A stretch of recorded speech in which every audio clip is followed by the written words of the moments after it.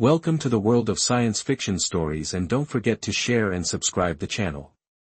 The hum of the city always felt distant at night, muffled by the old concrete walls of my apartment and the never-ending buzz of street lamps outside my window.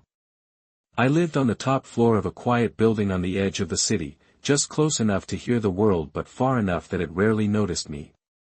It was past midnight, and I was fixing a faulty circuit board under the dim light of my desk lamp, the scent of burnt copper hanging in the air.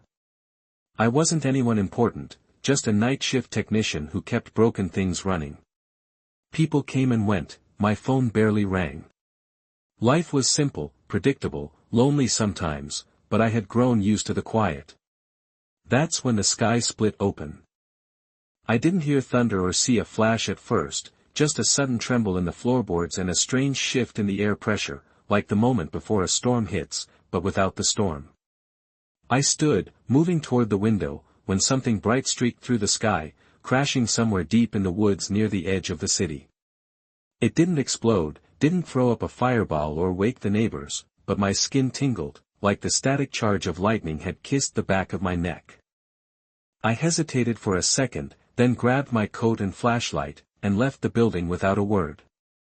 The city always had a strange silence around that hour, a kind of emptiness in the streets, like it was holding its breath. I took my old motorbike down side roads, cutting through empty intersections and past shuttered storefronts, until I reached the forest's edge. The trees were dark silhouettes against the fading glow, and though my instincts told me I was being stupid, my curiosity didn't let me stop. I followed the path for 10 minutes before I saw it, silver light seeping between the branches like liquid moonlight.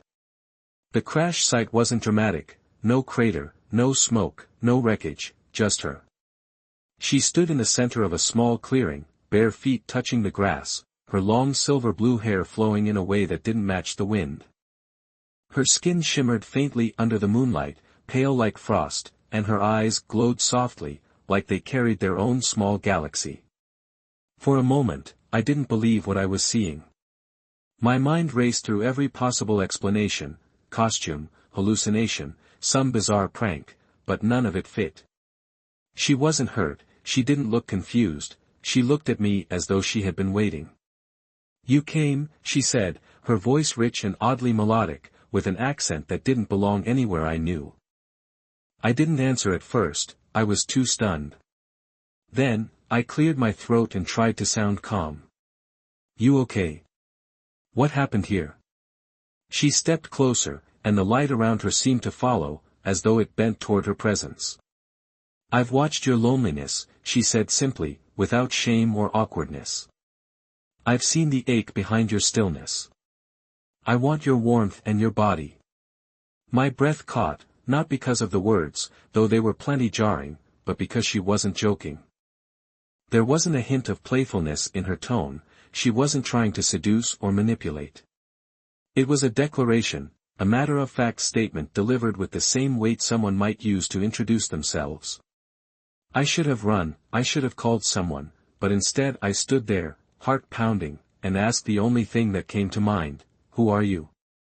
Her lips curved slightly. "The once worshipped on a moon you call uninhabitable, now only a whisper in your stars." She reached out and touched my chest lightly, just over my heart. "But I've chosen you, Eli Ward." I froze again at the sound of my name. I hadn't told her, I hadn't said it, but she spoke it as though she had known it forever. Her hand was cool, but not cold, and the moment her fingers brushed my skin, a low hum thrummed in the back of my skull, faint like a tuning fork struck at a distance. "This is insane," I muttered, stepping back but not far. "You don't just pick someone like that. That's not how it works." "DEA," she didn't argue.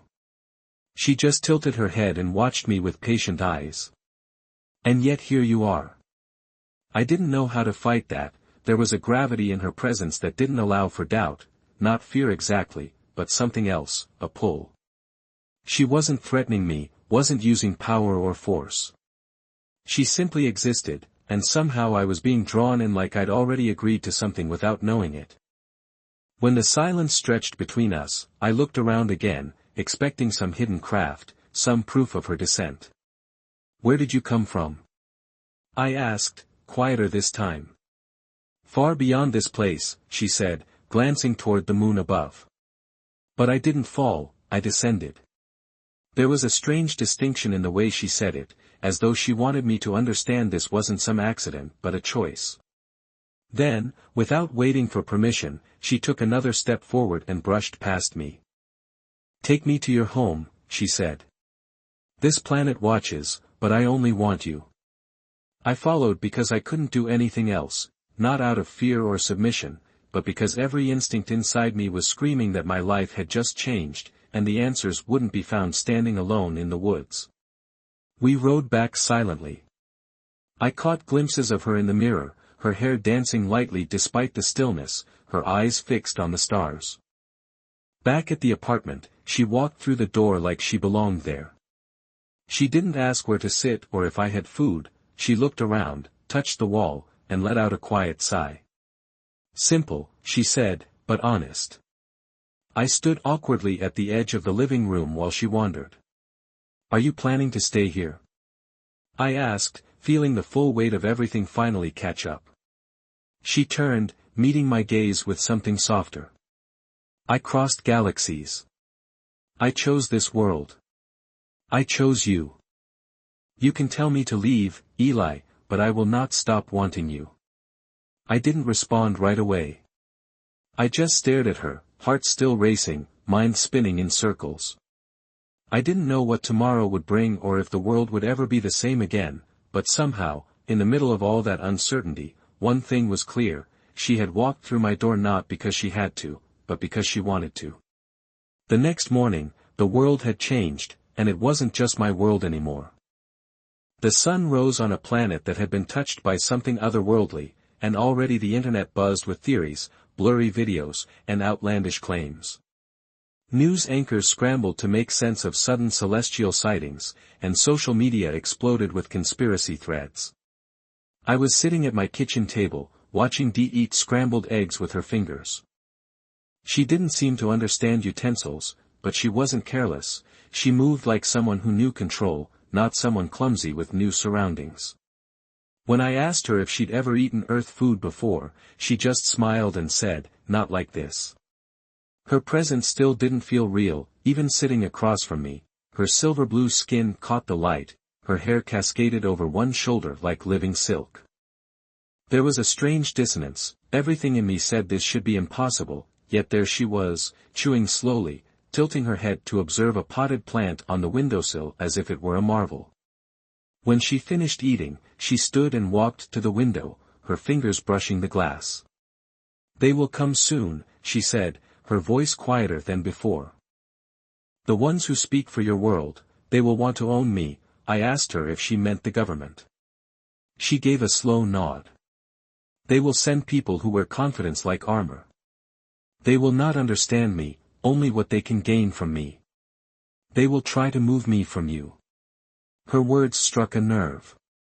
I didn't consider myself special, definitely not someone important, but I wasn't about to let some agency knock on my door and drag her off. I was still trying to process everything. Sure, whatever was happening felt personal now. She wasn't just an alien who appeared in a beam of light, she had chosen me, and the weight of that was starting to settle in my chest like something solid. I asked her, why did you choose Earth at all? She didn't answer directly. Because you dream, she said, because even when no one watches, you hope. Before I could say anything else, my phone lit up with notifications, emergency alerts, national security warnings, unidentified extraterrestrial presence confirmed over North America.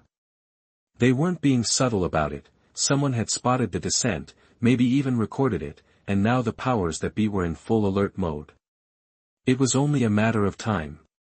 We didn't have long to wait. By mid-afternoon, black SUVs lined the street, and men in dark suits walked up the stairwell like they owned the place. They didn't knock, they just opened the door and stepped in as if they had every right. I stood up fast, blocking their path as best I could, but they didn't even glance at me, their eyes were locked on her. DEA didn't move. She sat calmly on the edge of the couch, one hand resting on her knee, her posture straight and regal. The tallest of the agents, a man with sharp cheekbones and a smooth, practiced voice, introduced himself as Director Crane. He didn't offer a badge, nor did he explain what agency he represented. He simply said, "We need to speak with the extraterrestrial." I told him she had a name. He didn't care. Crane stepped forward and addressed her as though she were a malfunctioning machine. "Your presence here is a global incident. We need to evaluate the threat level you represent. You will come with us." DEA stood slowly, her expression unreadable. She looked at me, then back at them, and said, "No." The temperature in the room seemed to shift.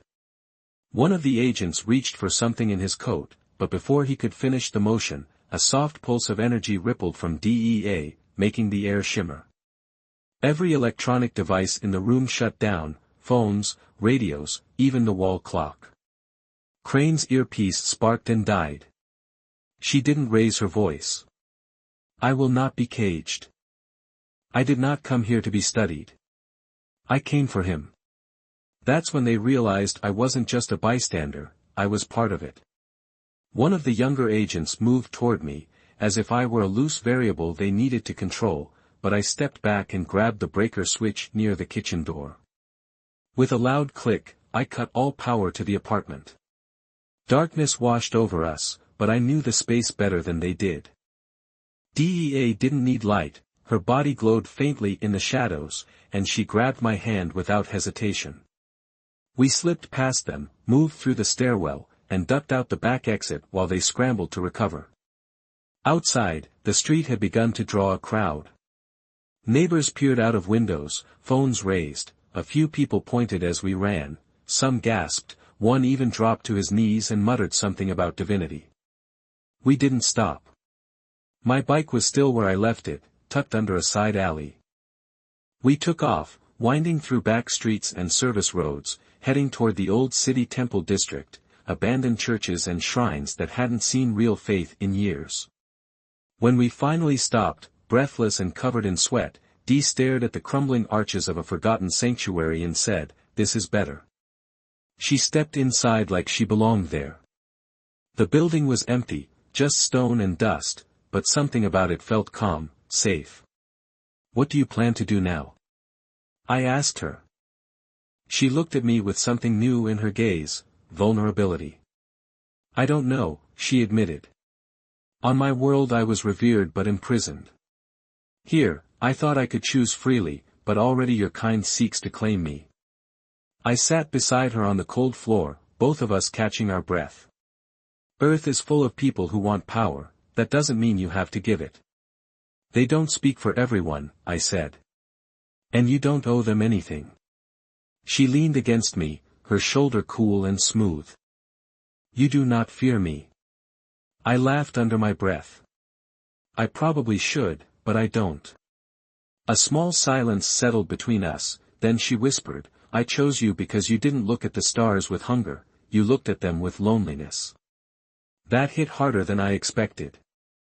I didn't reply, I just sat there, letting her presence settle over me, strange and familiar all at once.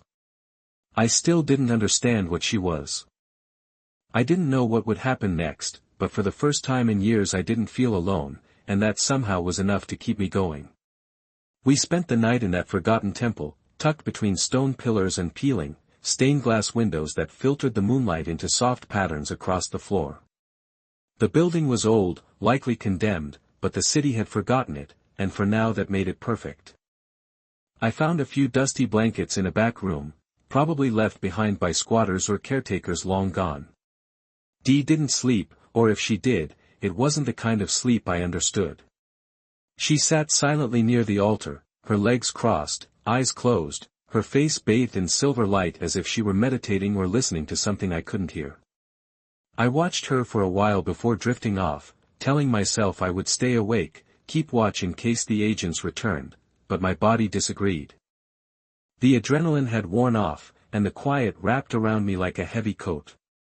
By the time I woke, daylight had crept through the high windows, cutting through dust motes that floated in the still air. My neck ached from sleeping on the hard floor, and my limbs were stiff, but Dee was still there, exactly where I had last seen her, unmoving for a moment. I wondered if she had powered down like some kind of machine, but then her eyes opened slowly and she looked at me, as though she'd been waiting. "You dream very loudly," she said without any judgment, "but your heart is quiet." I didn't know how to respond to that. She had a way of saying things that felt like riddles but landed deeper than anything plain ever could. I stood, brushing off dust and stretching, before wandering outside. The streets were still mostly empty, but I could feel the shift. The city wasn't the same. Posters with grainy images of Dee had already begun to appear on walls, hand-drawn symbols below her figure, half worship, half warning. Someone had spray-painted, "The moon sparks," across a building side, another had written, "She sees you." Beneath it, whether people were afraid or not, it didn't matter, they were noticing. When I returned to the temple, she was standing in front of the old altar, her fingers trailing over the cracked stone surface. "There's energy here," she said softly, almost reverently. "Faith leaves behind echoes even after silence." I asked her if that meant she needed people to believe in her to survive. She shook her head. "No, but it helps. Belief is like sunlight to my kind, we can live without it, but we begin to fade, not physically, but in purpose." That made me pause. "Is that why you came here? For belief? For worship?" She turned her expression unreadable. "I fled a world that called me divine but shackled me to that divinity. Every moment was duty, every breath ceremony." She stepped toward me, her voice lower, closer. "I chose you not because you worshipped me, but because you didn't." There was a moment between her words and the way she looked at me that made me feel something shift, not just attraction, not mere curiosity, but something deeper. She wasn't just a visitor or a strange woman with a glowing aura, she was real, and she had risked something massive just to be standing here with me. That truth settled in my chest like an anchor, heavy, but grounding. We didn't stay hidden for long. By mid-morning, the sound of vehicles grew louder and closer. I climbed to the second level of the temple and looked out through a broken pane. A group of people had gathered, dozens of them, maybe more, just outside the perimeter. Some held cameras, others clutched homemade banners with strange slogans, a few knelt on the sidewalk, hands raised toward the building as if they were praying. I turned back and told Dee, and she simply nodded. "It begins," she said. I didn't understand what it meant by "begins." She walked past me toward the entrance. "The worship, the noise, the bargaining, once belief starts, it spreads like flame." I stepped in front of her. "You're not going out there, that's not safe." She stopped, looked me dead in the eye, and said, "It's not about safety, it's about choice." Despite every instinct screaming at me to stop her, I didn't. I followed her to the door and watched as she stepped out onto the cracked stone steps of the temple. The crowd reacted instantly, gasps, cries, some falling to their knees. Again, a woman screamed, "She's real. She's here." Phones lifted, faces blurred into a sea of awe and panic. DEA raised a hand and the air shifted again, calm spread like a ripple, not forced, just natural. Even those who were shouting fell silent. "I did not come to rule," she said, her voice carrying, clear and ringing. "I did not come to judge. I came for one reason, I came for him." Her eyes found me, and even from the top of the steps, that gaze felt like a tether. "But you can choose, if you wish to listen, I will not turn you away." The crowd didn't erupt into cheers or collapse in fear, they just watched. Someone whispered, "DEA," like a prayer. Another dropped flowers at the bottom of the steps. That was all she needed. She turned and came back inside. I closed the door behind her, heart pounding. "You just made yourself a symbol," I said. She sat on the edge of the altar again. "No, they made me one. I only answered the call." I walked to the back room, needing space, needing to think. My head was buzzing with 1,000 questions. What did this mean for the world, for her, for me? I didn't have answers, and I wasn't sure I wanted them. When I returned, she was holding a small device in her hand, metallic, oval, pooling faintly with light. This is part of what connects me to the moon, my world, my kind, she explained. It's called a lunar core. It holds memories, maps, energy signatures. I shouldn't have brought it here, but I needed it to survive the descent. I asked her what would happen if someone else got their hands on it. Her face darkened. They would tear it apart, use it to track others like me, or worse, use it to call them here. The gravity of that hit hard. She had brought something valuable, something dangerous, and now, with the world watching, it was only a matter of time before someone came looking for it. I told her we had to hide it, bury it, destroy it if we had to. She looked at me with a strange mix of sadness and affection. I trust you, she said, more than anyone I'd ever met that night. As the city buzzed with whispers and eyes turned toward the crumbling temple, I realized I was standing at the center of something massive, something beautiful, terrifying, and alive, and at the heart of it was a woman who wasn't from this world but had chosen to be with me anyway. It didn't take long for things to spiral. By the next morning, news stations had shifted their focus entirely to Dee. The footage from the temple had gone viral, clips of her stepping onto the cracked stone steps, her voice calm and clear as she addressed the crowd, were now looping endlessly on every major channel. Every anchor was asking the same thing in different words: who was she? Was she dangerous? What did she want with a man like me? Of course, no one had real answers. But that didn't stop the flood of speculation. Some claimed she was an alien savior, others, a celestial hoax created by advanced tech. A few wild-eyed pundits insisted she was a threat to national security and should be contained. I knew it was only a matter of time before someone took those words seriously. We stayed hidden in the temple during the day, slipping out at night to scavenge supplies or stretch our legs beneath the quiet stars. Dee rarely spoke when we walked, but she always held my hand, as if grounding herself in this strange new world through touch. There was a gentleness in her that hadn't been there at first, a softness she tried to hide, but couldn't help showing when we were alone. She watched the city the way someone might watch the sea, curious, wary, but drawn to its depths. I could tell part of her wanted to understand humanity, even if another part remained afraid of what it might cost her. On the third night, we returned to the temple to find someone waiting inside, a man sitting calmly on the floor beside the altar, surrounded by lit candles that definitely hadn't been there before. He looked up as we entered, his face was illuminated by the warm flicker of flame.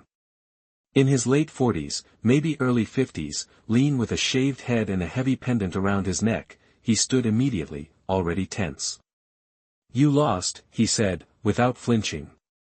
"I've been waiting for her." Dea didn't seem surprised. She studied him for a moment, then said, "You're not afraid of me?" The man smiled. "I've been waiting for a sign my whole life. You are that sign." I didn't like the way he looked at her, not with fear, not with lust, but with something worse, reverence.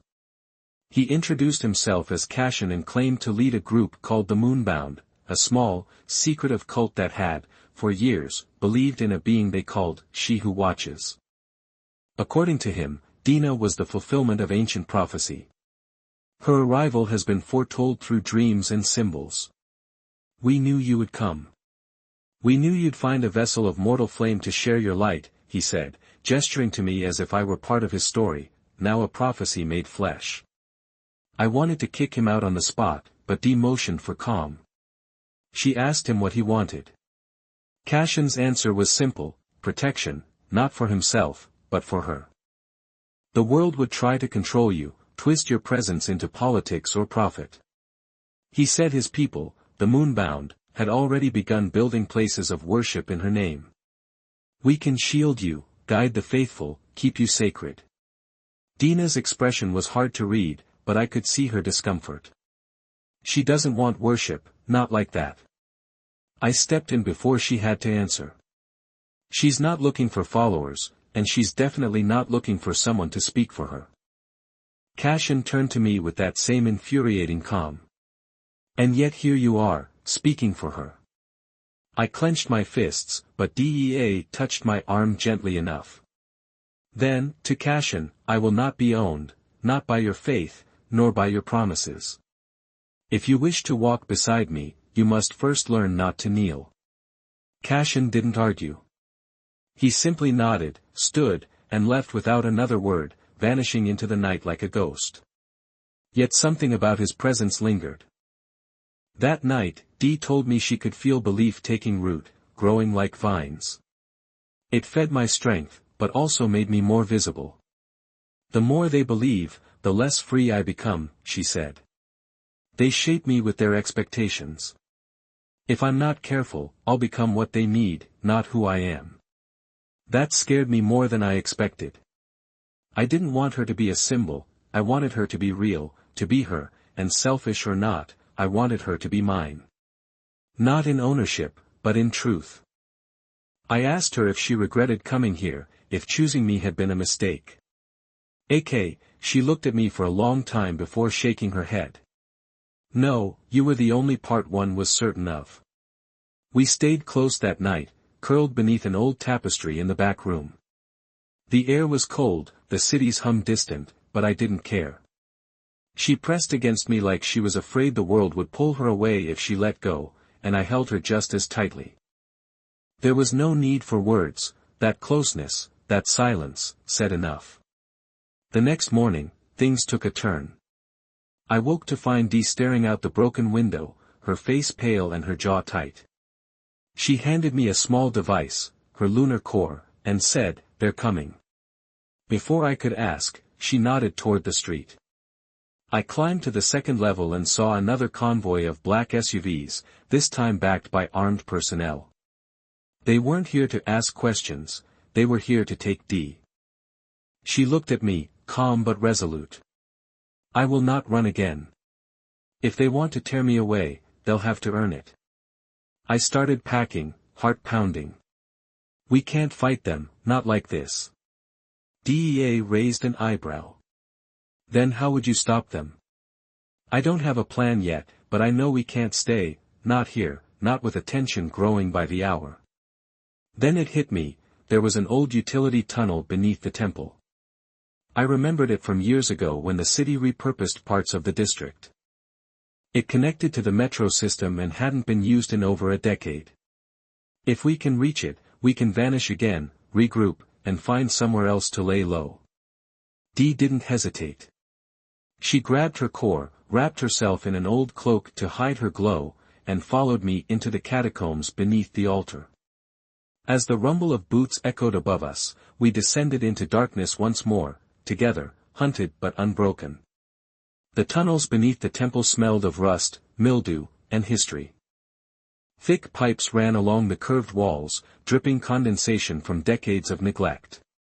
My flashlight beam flickered as we moved deeper into the narrow space, forcing us to walk in a line. Dee followed close behind, her cloak brushing the backs of my legs. We didn't speak much, we didn't need to. The urgency pressed in around us, our silence filled with tension and awareness of the world above, a world moving in blind ignorance, unaware that a goddess was fleeing through its forgotten veins. No one knew that knowledge stirred something inside me, fear, yes, but also purpose. I was no longer just a bystander, I was part of this now, for better or worse. We walked for almost an hour, following memory and instinct. The tunnels were like a maze, but I knew the path I needed from years ago, before I switched jobs. I'd worked on a city contract to restore emergency routing under the metro. Some of the older maps had never been digitized. I remembered one specific passage that led to a collapsed maintenance depot, long abandoned, but still reachable through the back tunnels. If it hadn't caved in further, it would give us breathing room eventually. The space opened up into a dark, wide chamber. Collapsed beams and scaffolding leaned against the walls, but there was enough space to move and rest. I pulled off my backpack, grabbed a portable lamp, and clicked it on. Pale light filled the room, casting long shadows against the walls. Dea moved slowly through the space, her fingers grazing the metal and stone as though she were reading the building's story through touch. She didn't look afraid, she looked tired. I offered her water, which she accepted, sipping slowly before sitting cross-legged on a slab of concrete. For the first time since we'd met, I saw her slump forward slightly, her posture no longer regal or precise. "You're exhausted," I said, crouching nearby. "Most don't," she replied. "They see power and think it's effortless, but existence for my kind is complex. The more attention I receive, the more I'm shaped by it. Worship alters me. It's not something I can fully control." That idea unsettled me, the thought that people's perception of her could mold her identity against her will. "You said you came here to choose to be free." "I did," she said quietly. "But freedom isn't simple, not when the universe keeps pulling at you. Earth was supposed to be different, it had promise." I reached over and took her hand, our fingers lacing together. "We'll find a way, but you can't keep running forever." She didn't pull away. We stayed like that for a while, the only sounds being the occasional drip from overhead and the distant hum of metro vibrations. It wasn't peaceful exactly, but it was calm enough for the moment. Eventually, Dea leaned her head on my shoulder. "Your thoughts are very loud," she said softly. "I've got a lot on my mind." "Share some of them." I hesitated. "I've been thinking about what Cashin said, the cult guy. He's not going to stop, and neither will the government. You're something they can't ignore. They'll try to control me," she said, "and if they call," her voice was calm but firm, "then they'll try to destroy me." I hated how casually she said it, as though she'd already accepted that possibility. I clenched my jaw. "I won't let that happen." Her eyes found mine. "You might not have a choice," I said, then began to pace. "We need to make a choice, a plan. We don't just keep reacting, we go on the offensive. We pick where we stand." She tilted her head. "You're not afraid of them." I was, but I didn't say that. "I'm more afraid of losing you." A soft warmth lit her expression, and she stood to face me. "Then we plan," she said, "but we must do it with care. I have strength, yes, but too much exposure will make me unstable. The more humans project divinity onto me, the harder it becomes to stay grounded." "What if we use that?" I asked. "Control the narrative, guide their attention instead of hiding from it." She furrowed her brow. "You want to build a myth?" "No." I said, "Not a myth, a message. If we can speak directly to the people, not through cults or officials, we can shape what they see. You said attention changes you, so let's make that attention meaningful," she considered. "And for once, don't look conflicted. You're thinking like a consort." I blinked. "Is that what I am to them, perhaps?" She said, "But to me, you are something more dangerous. You are belief without blindness." I didn't know what to say to that. I wanted to laugh, to deny it, but there was something in her gaze that stopped me. She meant it, and that trust meant everything.